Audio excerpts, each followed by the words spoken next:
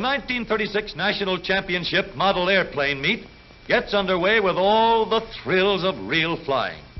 300 model airplane builders from all parts of the United States, Canada, France, and England, with models of just about every type of plane built anywhere in the world.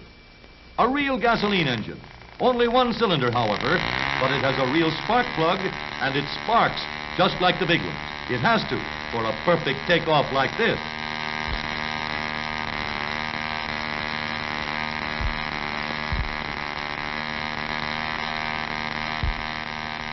Look out below.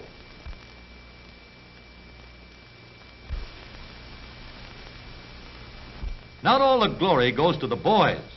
This member of the fair sex built the entire plane herself. Here's the most exciting of all events, the endurance flight, with the hardest of all takeoffs, rising from the ground. Time is clocked on each entry. A plane must keep within sight of the judges to remain in the contest. And after 30 to 40 minutes in the air, not many come back for a perfect landing like this. Uh-oh, almost too late. The family car seems to have been converted into an airplane carrier.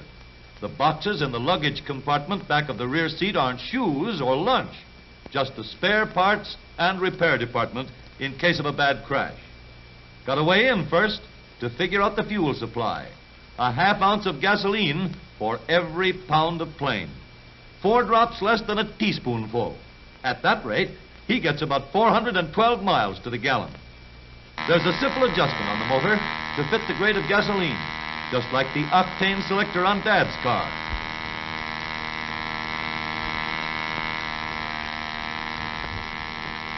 And now, after all this excitement, it looks like our little entry got off the course. At times like this, a contestant begins to believe his plane goes a bit too far. But all's well that ends well. Little Willie, Sammy, Johnny, Henry, Cuthbert, or whatever his name is, gets back his putt-putter all safe and sound.